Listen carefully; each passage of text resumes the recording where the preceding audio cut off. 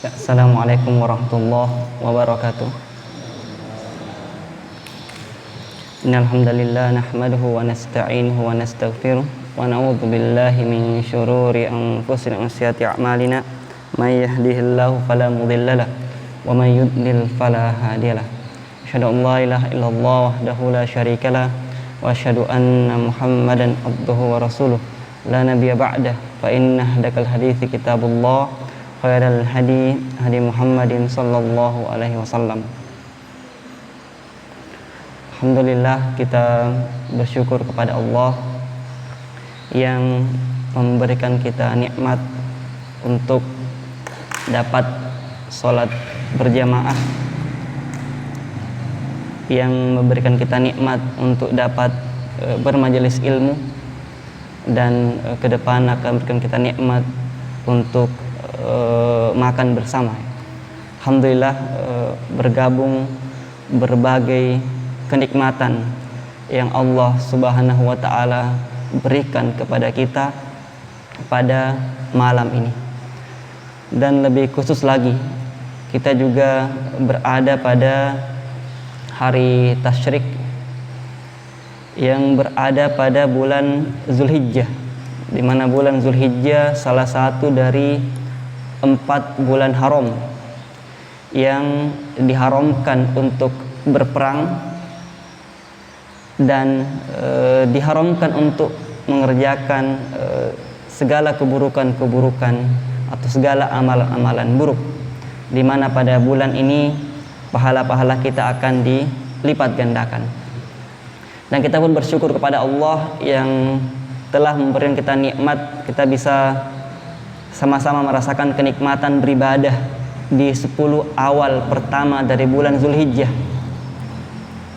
10 awal pertama di bulan Zulhijjah, di mana 10 awal pertama dari bulan Zulhijjah ini, terutama di siang harinya, lebih besar nilainya dibandingkan siang-siang hari yang lain, termasuk lebih baik, lebih mulia dibandingkan 10 hari terakhir pada bulan Ramadan.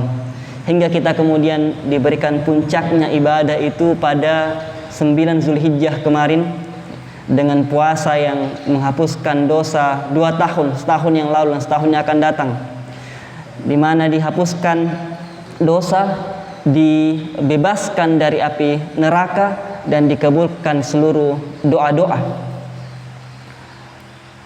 Itulah kenapa para ulama kita menyebutkan kenapa di 10 awal pertama Zulhijjah itu, terutama di siang harinya, itu lebih baik dibandingkan hari-hari yang lain. Akan tetapi di malam harinya untuk 10 hari terakhir di bulan Ramadan itu lebih baik dibandingkan malam-malam yang lain. Jawabannya karena di 10 awal Zulhijjah ada hari Arafah, dan di 10 malam terakhir bulan Ramadan ada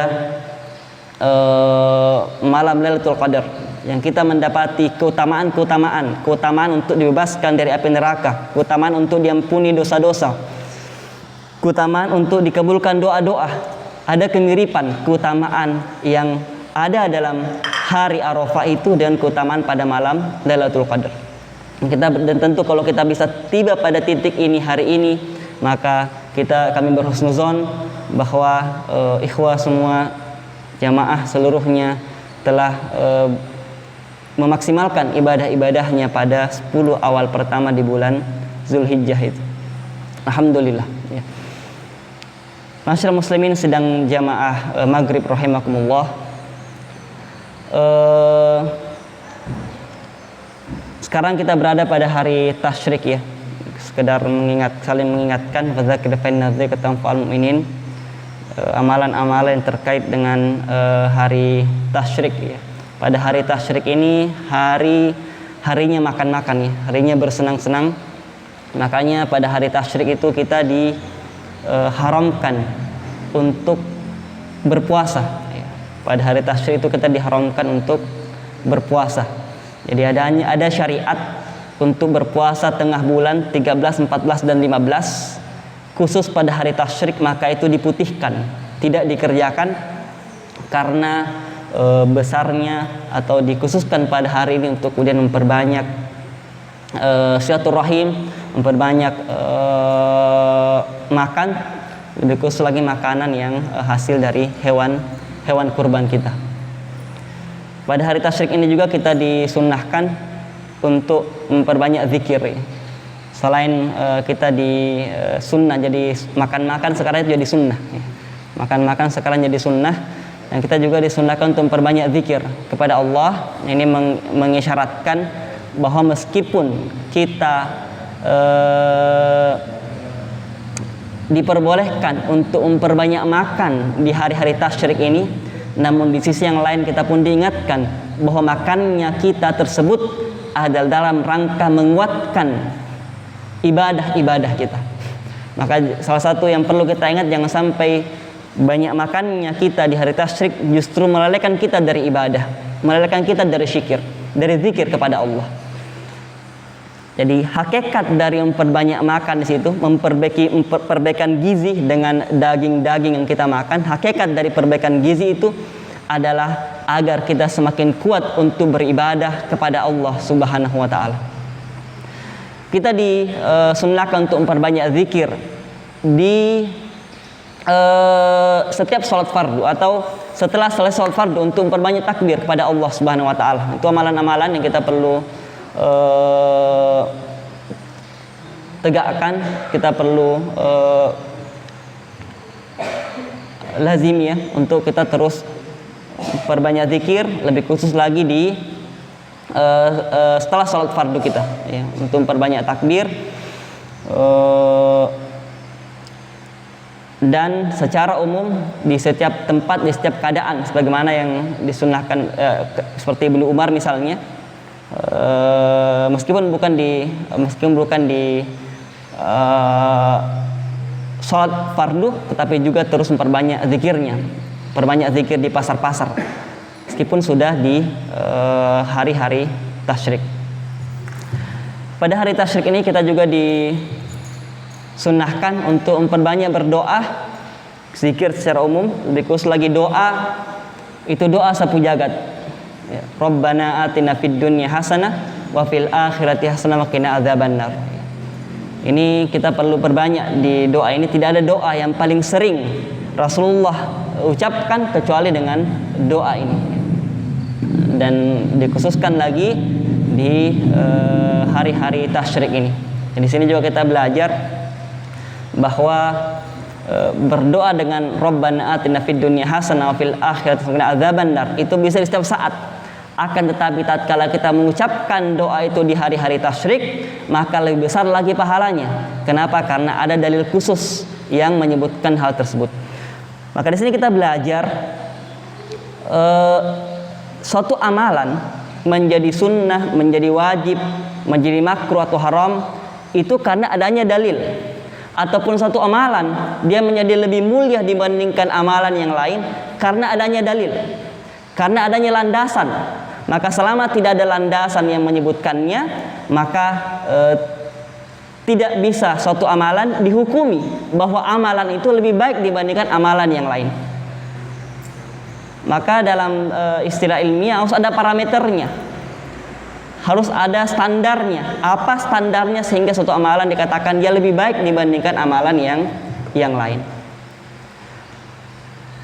Masyarakat muslimin sidang jamaah maghrib rahimakumullah. Selanjutnya kami juga ingin saling mengingatkan, mohon maaf kalau berseberangan dengan mainstreamnya, arus utama. Namun tetap penting untuk saling mengingatkan, untuk kita menjaga protokol kesehatan, prokes ya.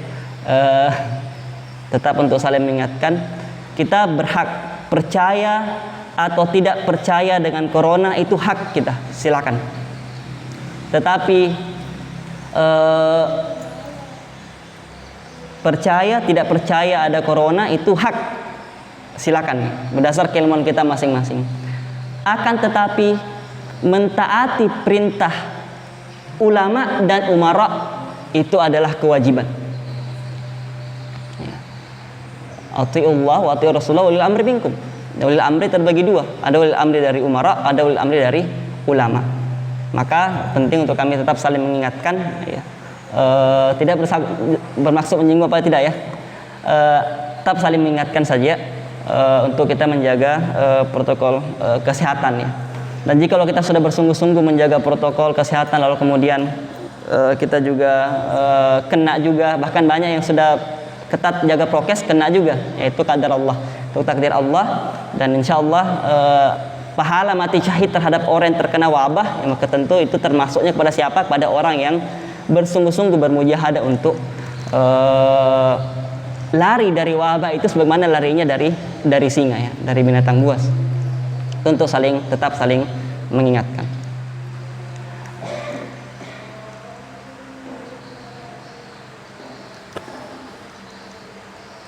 Baik,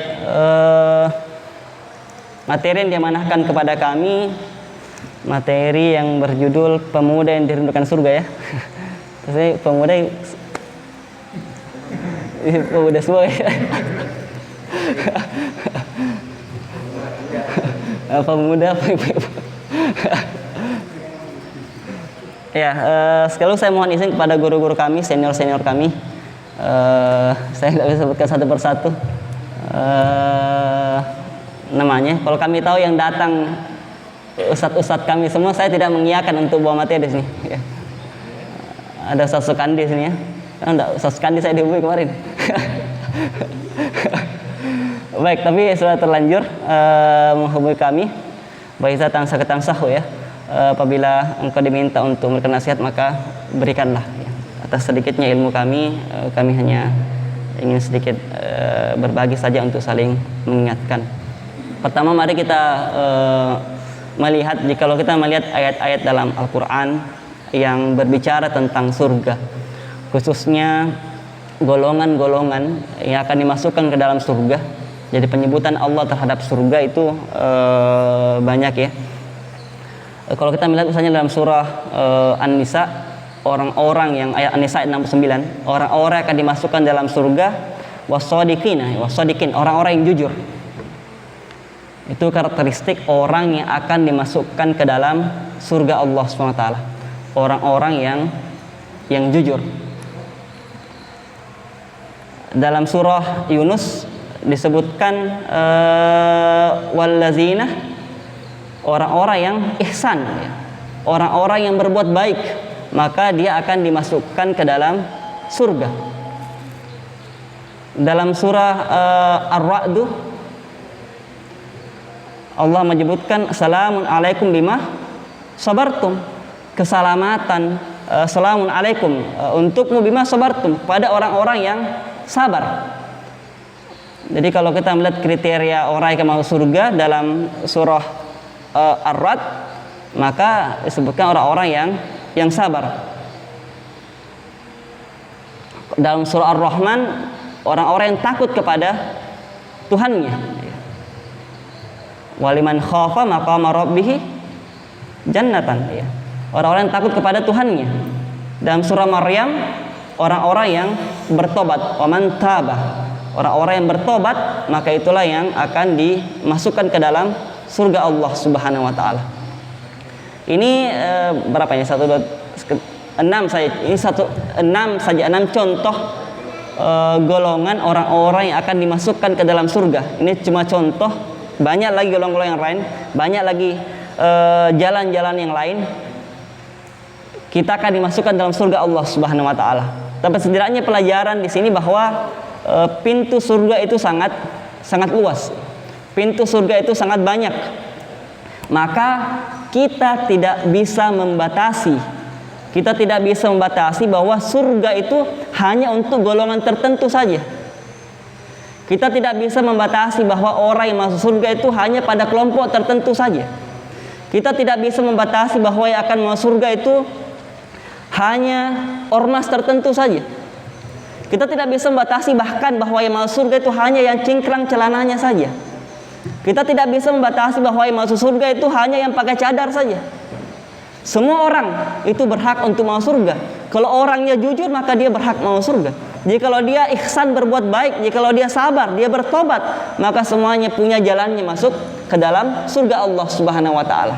Itulah kenapa jika kita melihat hadis-hadis Rasulullah SAW, kita akan mendapati orang-orang kemudian dijamin masuk dalam surga Allah. Sudah didengarkan langkah kekihnya seperti Bilal. Bilal dihadiahkan surga karena apanya? Karena kekonsistenannya menjaga sholat 2 rakaat, salah sunnah wudunya. Abu Bakar As-Siddiq dipanggil oleh berbagai pintu surga karena sudah menjenguk orang sakit, sudah mengantarkan jenazah, sudah membantu, sudah bersedekah. Jadi banyak pintu-pintu surga itu. Maka kita tidak bisa membatasi bahwa pintu surga itu hanya golongan-golongan tertentu saja, dengan ciri-ciri tertentu saja, dengan kelompok kita saja, dengan ormas kita saja. Tidak, tetapi semua orang selama dia muslim, semua dia bersyahadat dengan syahadat yang sama dengan syahadat kita, rukun Islamnya sama, rukun imannya sama, maka semuanya berhak untuk masuk ke dalam surga Allah Subhanahu wa ta'ala.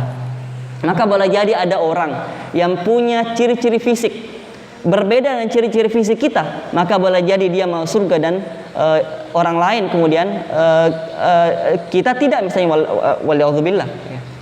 Tetapi poinnya adalah dengan banyaknya ayat-ayat yang menunjukkan golongan-golongan yang akan dimasukkan dalam surga Allah Subhanahu wa ta'ala, ini menunjukkan bahwa surga Allah itu sangat luas, pintu-pintunya sangat banyak, dan setiap orang berhak masuk di dalamnya. Di sini juga kita mengambil pelajaran bahwa jikalau semua orang berhak masuk dalam surga, maka tidak ada batasan-batasan umur. Siapapun orang yang bertobat, siapapun orang yang takut, siapapun orang yang ihsan, siapapun orang yang jujur, siapapun orang yang beramal soleh secara umum tanpa melihat umurnya, maka dia berhak, maka dia akan diganjar dengan surga Allah Subhanahu wa ta'ala. Baik dia anak-anak, baik dia pemuda, baik dia orang tua, baik dia laki-laki, baik dia perempuan, maka semuanya bisa masuk ke dalam surga Allah Subhanahu wa ta'ala, selama dia mengamalkan amalan-amalan ahli surga. Hanya saja jikalau kita melihat di ayat-ayat yang lain atau di hadis-hadis yang lain, ternyata banyak ayat-ayat Allah Subhanahu wa ta'ala dan hadis-hadis Rasulullah SAW yang menjelaskan tentang pemuda, yang menjelaskan tentang anak muda, bukan menjelaskan tentang orang tua, tetapi menjelaskan tentang anak muda. Maka di sini kita juga mengambil sebuah pelajaran bahwa adanya pengkhususan dengan adanya tadi dalil-dalil barang siapa yang bisa masuk surga, sungguh itu sudah cukup untuk memotivasi kita untuk beramal. Akan tetapi ternyata ada lagi yang Allah dan Rasulnya khususkan, menyebut khusus tentang pemuda, tentang syabab. Maka ini memberikan isyarat kepada kita bahwa posisi pemuda itu punya posisi yang potensial, punya posisi yang khusus juga di mata Allah dan Rasulnya. Setidaknya kita mengatakan semua orang berhak dan bisa masuk dalam surga, akan tetapi peluangnya pemuda yang taat sejak muda, sejak masa mudanya, dia taat sejak masa mudanya hingga kemudian meninggal dunia, maka peluangnya para pemuda yang taat sejak masa mudanya hingga dia meninggal dunia, maka peluangnya untuk masuk dalam surga itu lebih besar dibandingkan orang tua yang baru taat di masa tuanya. Maka ini sejalan dengan yang Rasulullah sebutkan dalam hadis riwayat Bukhari, ketika Rasulullah menyebutkan 7 golongan yang akan diberikan naungan di hari kiamat, di akhirat, ketika tidak ada lagi naungan kecuali naungan dari Allah Subhanahu wa ta'ala, di mana salah satu dari 7 golongan itu Rasulullah khususkan, wa syabbu nasya'a fi ibadati rabbih. Siapa yang di sini Rasulullah pakai kata syabab. Jadi ini menarik juga, Rasulullah kalau menyebutkan pemuda dalam hadis pakainya kata syabab ya. Kata yang dipakai syabab. Beda kalau Allah menyebutkan dalam Al-Quran pakainya kata fata. Nah, Di sini Rasulullah menyebutkan salah satu golongan yang akan diberikan naungan di akhirat kelak ketika tidak ada lagi naungan kecuali naungan dari Allah adalah siapa? Adalah pemuda yang tumbuh di dalam ketaatan kepada Allah Subhanahu wa taala. Jadi kalau ada pemuda yang sejak masa mudanya, sejak masa remajanya, dia kemudian tumbuh di dalam ketaatan kepada Allah, dia tumbuh untuk beribadah kepada Allah Subhanahu wa taala, dia beribadah kepada Allah, beribadah dengan ibadah mahdah tentu, ibadah-ibadah salatnya, ibadah puasanya, ibadah sedekahnya, dia tumbuh dalam ibadah kepada Allah Subhanahu wa taala, dia tumbuh dalam ketaatan. Itu tadi ibadah-ibadah mahdah memang disebutkan, termasuk juga ibadah-ibadah secara umum, berbuat baik secara umum. Datang dari majelis ilmu dan segala perbuatan baik secara umum, maka inilah akan diberikan naungan di akhirat kelak. Kalau dikatakan diberikan naungan ketika di sebuah hadis, matahari tinggal 1 jengkal saja, meskipun dhaif, dari kepala, dan di masa-masa yang berat, maka Allah berikan naungan ketika tidak ada lagi naungan kecuali naungan dari Allah SWT. Semua pada saat itu semua orang kesulitan, semua orang merasa berat. Kalau saya hubungkan dengan fisika,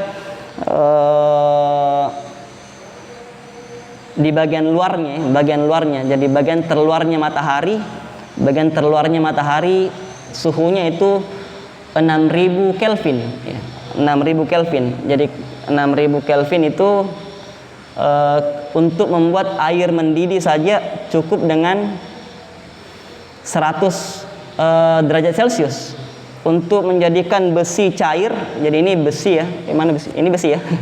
Besi mencair cukup dengan 3000 Kelvin ya.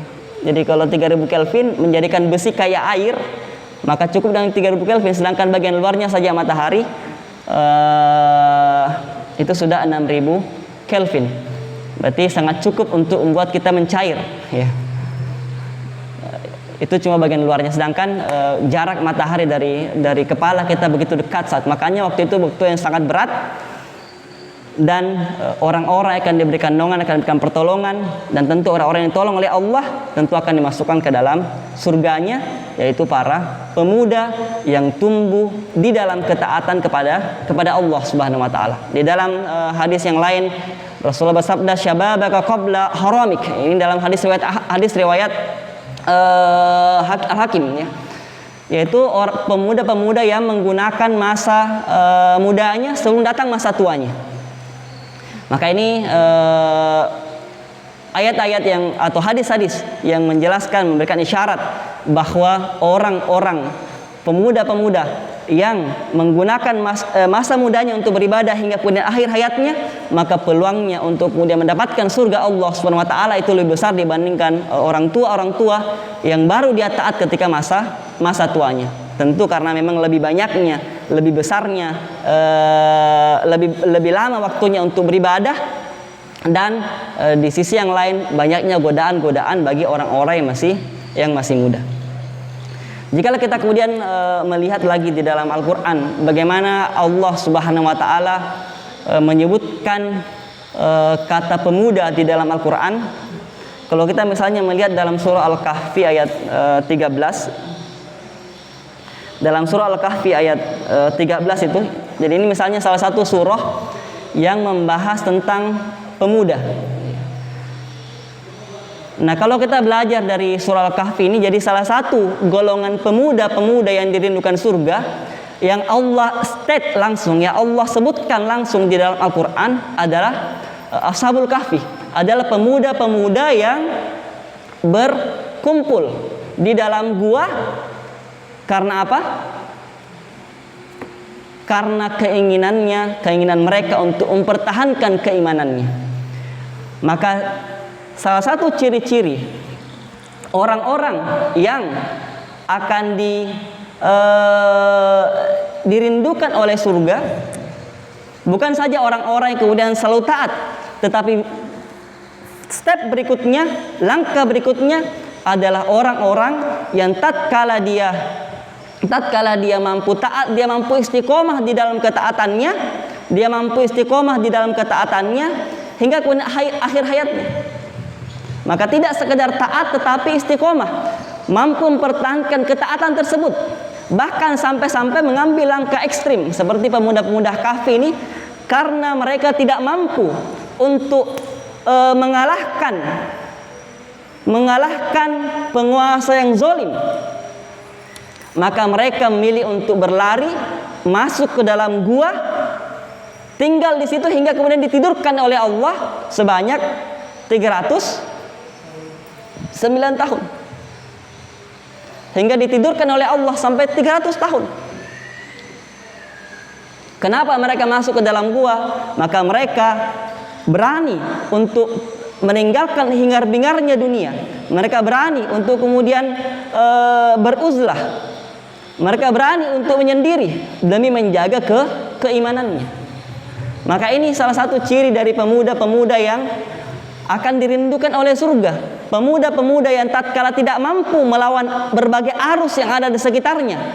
Ketika tidak mampu melawan berbagai arus yang ada di sekitarnya, maka mereka memilih untuk kemudian menepi demi menjaga keimanannya. Maka di sini juga ini menjadi dalil tatkala kita hidup pada sebuah zaman di mana zaman itu kita tidak mampu merubah ya. Kita tidak mampu merubah keadaan di sekitar kita, maka yang terbaik pada saat itu adalah beruzlah. Kalau memang kita hidup di sebuah tempat di mana kehidupan kita pada tempat itu kita tidak mampu memperbaiki umat di tempat itu, maka menepi, menyendiri itu lebih baik dibandingkan kita hidup di tengah perkumpulan orang namun kita tidak mampu mempertahankan keimanan dan ketaatan kita. Dan tapi sebaliknya di hadis yang lain tentang barang siapa yang bersabar dengan perbuatan buruk manusia ya. Akan tapi jikalau ada orang yang kehadirannya di tengah-tengah masyarakat mampu untuk memberikan perbaikan, maka kehadirannya di tengah-tengah masyarakat itu lebih baik dibandingkan dia beruzlah. Akhirnya juga menjadi kaidah ya, menjadi kaidah di dalam agama kita. Misalnya terkait dengan apakah kita perlu masuk dalam partai politik misalnya. Jawabannya sangat bergantung. Jadi tidak boleh kita berkata haram mutlak untuk masuk berpolitik. Atau sebaliknya, kita tidak benar juga mengarahkan semua orang berpolitik semua. Semuanya bergantung dengan kompetensi masing-masing. Orang-orang yang memang dia punya bakat di bidang politik, orang-orang yang punya bakat di bidang-bidang tertentu, lalu kita masukkan pada sebuah organisasi tertentu yang mungkin organisasi itu banyak keburukan di dalamnya, tetapi kehadirannya mampu untuk memberikan perbaikan di dalam organisasi itu, di dalam partai itu, maka yang terbaik untuknya bagi orang-orang yang punya basic yang baik, yang mampu memperbaiki, maka yang terbaik untuknya adalah dia didorong untuk masuk di situ. Dia didorong untuk masuk pada sistem, untuk memperbaiki sistem itu. Contohnya siapa? Contohnya adalah Nabi Yusuf yang kemudian menjadi bendahara di sebuah sistem yang tanda kutip tidak Islami. Karena jikalau kemudian kita menarik seluruh orang-orang, seluruh binaan, seluruh kader, seluruh orang-orang yang kemudian semua orang-orang baik, tidak ada yang mau masuk pada sistem tanda kutip sistem yang buruk, maka sistem tersebut akan menjadi semakin buruk. Jikalau seluruh orang baik semuanya keluar dari sistem tersebut. Jadi orang-orang yang dia memang punya potensi untuk masuk pada sistem itu, di mana potensinya mampu bertahan dan dia mampu memperbaiki, maka orang-orang dalam bahasa kita kader-kader yang berpotensi ini kita dorong untuk masuk dan memperbaiki di dalam sistem tersebut. Namun sebaliknya, orang-orang yang tidak punya potensi di situ, atau kehadirannya pada sebuah keadaan, pada sebuah kondisi masyarakat yang buruk, pada kondisi organisasi yang buruk, justru dia yang terpengaruh, maka orang-orang yang seperti ini sebaiknya untuk kemudian beruzlah dan tidak masuk pada kelompok atau organisasi tersebut, tidak tinggal pada masyarakat tersebut. Dia lebih baik pindah, dia lebih baik untuk hijrah, untuk mencari keadaan yang mampu memperbaiki dirinya. Ini pelajaran kita bisa ambil dari surah Al-Kahfi, bagaimana Allah Subhanahu wa taala menggambarkan sebuah kaidah yang begitu indah di sini. Maka kita tidak bisa sekali memutlakkan bahwa semua orang harus berpolitik, semua orang harus begini, semua tidak. Tapi juga kita tidak bisa menarik semua orang bahwa tidak ada orang yang boleh berpolitik. Segalanya bergantung dari kompetensi masing-masing. Selanjutnya kalau kita melihat pada ayat berikutnya, ketika Allah menyebut lagi kata pemuda, ya, kita bisa lihat pada surah Yusuf ayat 30. Surah Yusuf ayat 30. Di sini juga Allah menggambarkan tentang pemuda. Setidaknya yang terkenal dengan Yusuf ini, salah satu yang terkenal dengan Yusuf, dengan Nabi Yusuf alaihissalam adalah apa? Adalah kemampuan Nabi Yusuf untuk tidak tergoda oleh godaan wanita. Maka jikalau ada orang yang mampu taat, lalu kemudian kedua mampu mempertahankan ketaatannya, yang berikutnya pemuda, yang dirindukan surga adalah pemuda yang apa? Pemuda yang mampu tahan dari godaan wanita. Secara umum dari seluruh maksiat, namun lebih khusus lagi memang. Ini khusus untuk pemuda, lebih khusus lagi yang belum nikah. Ya tidak perlu saling makobi yang belum nikah. Ya. Lebih khusus lagi yang belum menikah misalnya. Maka ini salah satu juga yang disebutkan. Ini sejalan juga dengan hadis Sahih Bukhari tadi. Meskipun itu kata yang dipakai rijal, tetapi setidaknya dia mampu menjelaskan, menafsirkan surah Yusuf ini terkait dengan Nabi Yusuf yang digoda oleh istri Al-Aziz, ya. Beberapa riwayat menyebutkan Sulaikha, meskipun tidak kuat. Tapi itu yang terkenal, kita gunakan saja kata Sulaikha. Digoda oleh Sulaikha ini. Tetapi apa yang Yusuf lakukan? Dia sudah berdua di dalam kamar, dia dijebak, ada seorang laki-laki yang belum menikah, yang wajahnya tampan, lalu kemudian digoda oleh seorang wanita yang juga cantik, yang kaya raya. Dia sudah tinggal berdua di dalam kamar. Maka tidak ada yang membuatnya kemudian tidak bermaksiat saat itu kecuali apa? Kecuali takutnya kepada Allah Subhanahu wa taala. Ya, makanya kata-kata yang terkenal dari Nabi Yusuf, inni akhafullah, sungguhnya saya takut kepada Allah Subhanahu wa taala. Meskipun cuma berdua, namun Nabi Yusuf sadar bahwa ada Allah yang melihatnya. Maka begitu mungkin kepada dinda kami, banyak juga anak-anak atau remaja-remaja, tatkala digoda oleh wanita cantik, misalnya di SMS, ditembak, ya, ada SMS mau sama kita, cewek tembak ki, jadi balas. Apa balasannya? Inni akhafullah, ya, sungguhnya saya takut kepada Allah, ya. Itu balasannya kalau ada wanita-wanita misalnya, atau dinda kami di belakang, ada akhwat cewek mungkin perempuan, ada laki-laki yang nyatakan cinta, maka balasannya adalah apa? Balas inni akhafullah, ya, sungguhnya saya takut kepada Allah, ya. Insyaallah tobat itu. Ini tapi setidaknya itu gambaran yang Allah berikan di dalam Al-Quran, ya. Bagaimana ada seorang laki-laki yang sudah tinggal berdua di kamar ini, dan dia diajak untuk bermaksiat, tetapi karena takutnya kepada Allah ditinggalkan hal tersebut. Makanya wajar jika kemudian diberikan surga. Yang ketiga, kata pemuda, kata fata tadi, Allah kemudian ulangi kembali dalam surah Al-Anbiya. Al-Anbiya ayat 60. Apa yang bisa Al-Anbiya 60 ini menggambarkan tentang Nabi Ibrahim. Nabi Ibrahim yang menghancurkan berhala-berhala bapaknya. Berarti di sini ada pelajaran bahwa salah satu karakter seorang pemuda yang akan dirindukan surga sebagaimana Nabi Ibrahim ini adalah pemuda yang berani untuk bernahi mungkar. Jika ada kemaksiatan kemudian dicegah, jika ada kemaksiatan kemudian dihentikan kemaksiatan tersebut. Maka ini juga pelajaran kita bisa ambil. Selain kita mampu untuk taat, mampu istiqomah dalam ketaatan, mampu bertahan dari godaan syaitan, godaan maksiat, lebih khusus lagi godaan wanita, maka yang selanjutnya adalah kita perlu juga seorang pemuda yang masih kuat fisiknya, perlu untuk Selain beramar ma'ruf, mengajak pada kebaikan juga perlu untuk bernahi mungkar, mencegah keburukan-keburukan supaya tidak terjadi. Dan yang terakhir,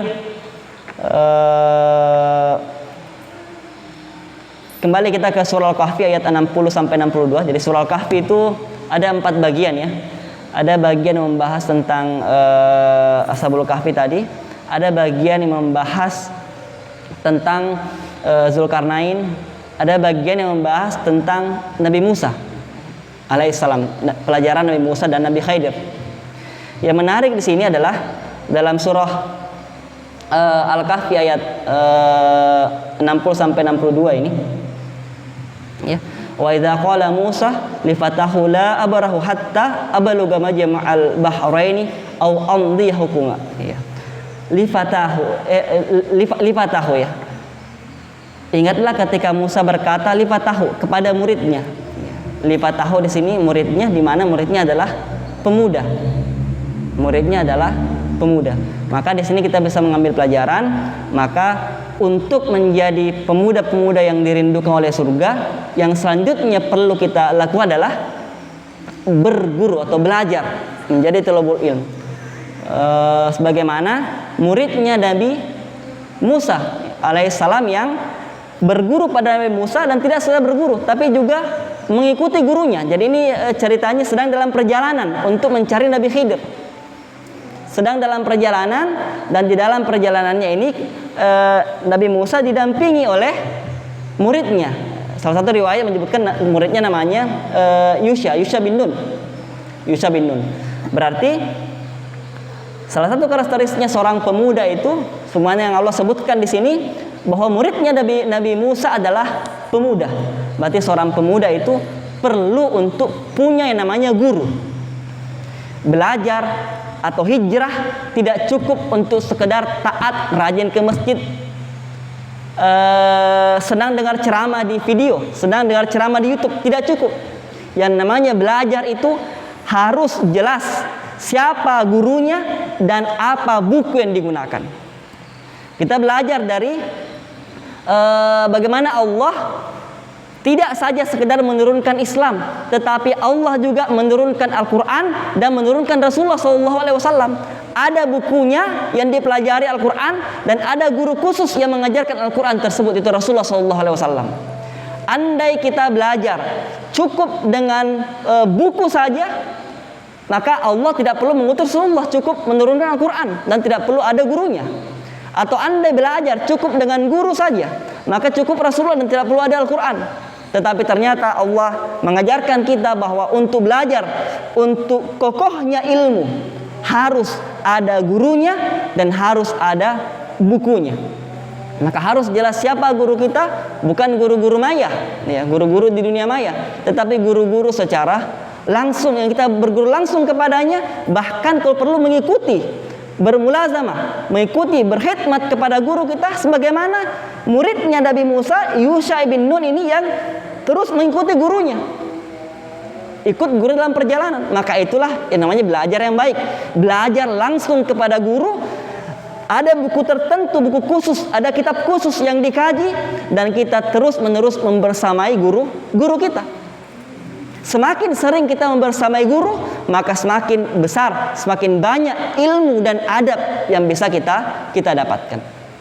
Dan pelajaran juga bagi kita, terutama yang senior-senior, lihat Nabi Musa ditemani oleh muridnya adalah pemuda. Maka ini salah satu menjadi dalil, salah satu poin penting bahwa fase umur yang sangat penting untuk kemudian kita ajak kepada hidayah adalah pemuda. Sebagaimana sunnahnya Nabi Musa yang kemudian muridnya itu pemuda.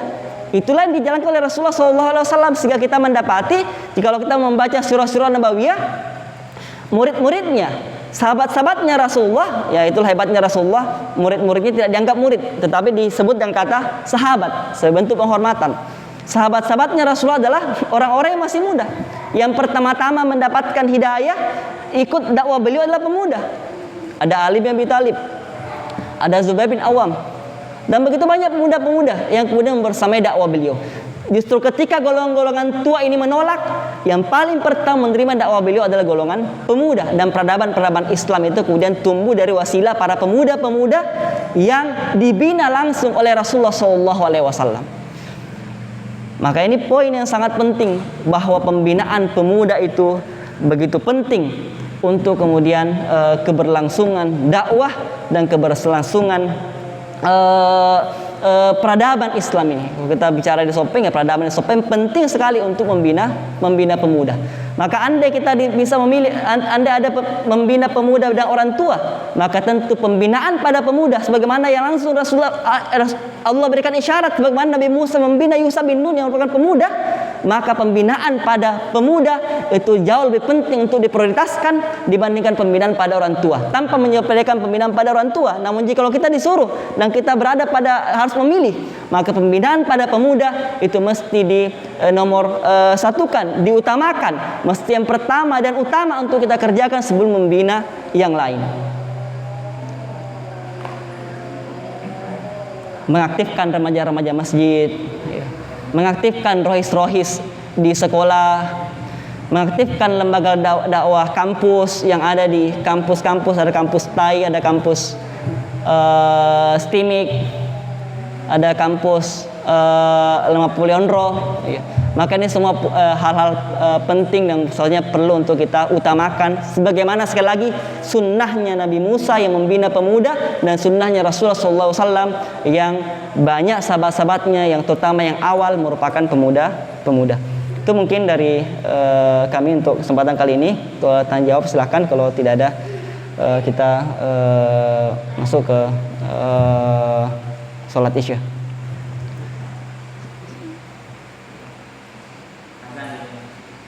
Oh ya, betul.